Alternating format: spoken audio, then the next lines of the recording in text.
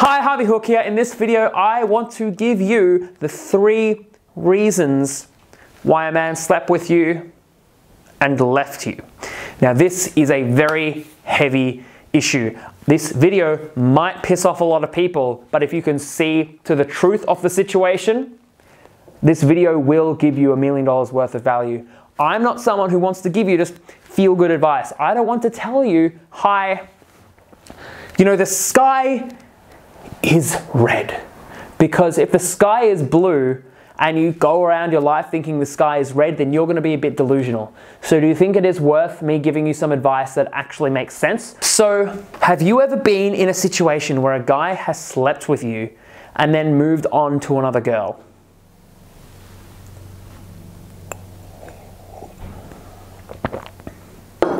And then, when he moves on to another girl, you actually find out that he settled down with her, even though the entire time you were hoping he would settle down with you. The key to that, you know, he might tell you, is like, I'm not actually looking for a relationship. Here's the hard news. When a guy tells you that he's not looking for a relationship, it means he's not looking for a relationship with you. Now, there's a whole bunch of kinds of relationships. That's incredibly important to know. But if he can't commit to something, that's because you just didn't give him what he needed. It's as simple as that.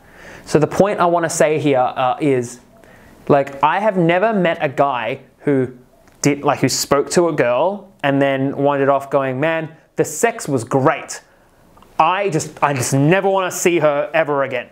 Because that's absolutely ridiculous. The key here is to remember the universal law of relationships. We get into relationships because of how they make us feel. So how does a man want to feel? Well, I can give you 3 solutions to this.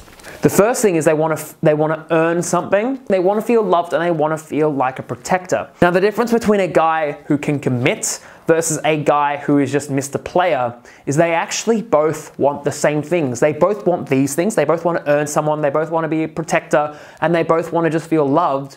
But the person who can't commit overall decided it was too hard to be in a relationship, while the guy who is Mr. Commitment decided it's too hard to be single than to be in a relationship.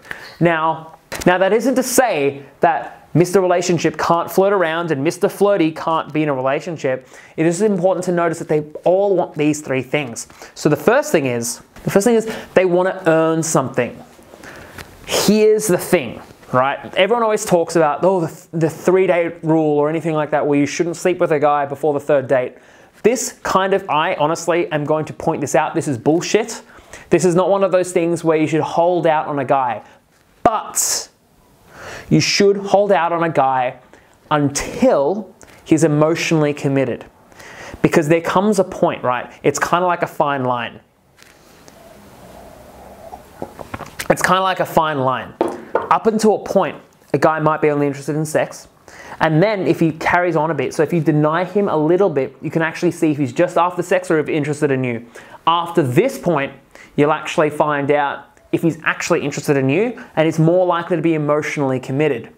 When you finally get into bed together, he's going to feel like he's earned because he's put in this effort. This is actually an evolutionary thing. It's actually, you can read it in the book, The Selfish Gene.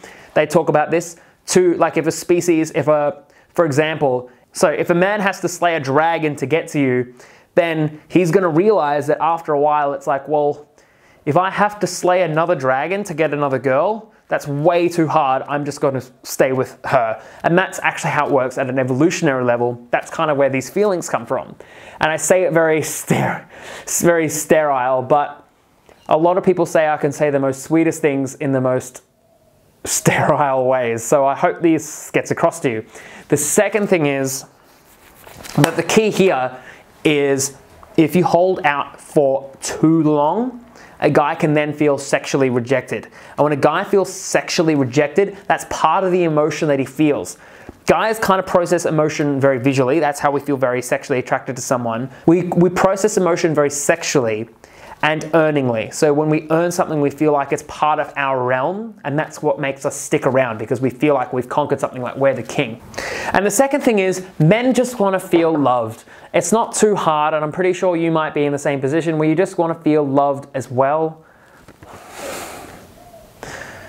If a guy can feel like he can get the feelings that he wants to get from a relationship, then he's going to stick around, and that's the easiest way to say it. If he doesn't, that's when he's going to go and find other things. This is why a lot of guys turn to like being gym junkies, which you've probably seen. Not even men, just people in general. They revert to other things where they should get their feelings from a relationship. They get it from other things like food, like sport, like achievement. And that's just because they weren't getting it in the first place. If you can provide that to someone, that what they actually genuinely want, then they're more likely to stick around. The last thing is, men want to feel like a protector. If a man can feel like he's a protector, he feels like a king, he feels like a provider, that is going to make him feel really good. And remember, we get into relationships because of how we make us feel. Now, I'm not saying you dull yourself down at all, because I really don't think anyone should ever sacrifice themselves for someone else. What I say is you just learn to speak his language. Learn to speak in a way that actually shows him how you feel about him. Because it could be a simple matter of, you might be saying all the right things, but if you say all the right things in the wrong ways, then it's still the wrong thing to say. If he can't understand it, then that's what it is. So you learn to speak his language. For example, I'm someone who speaks language of achievement and language of just like efficiency.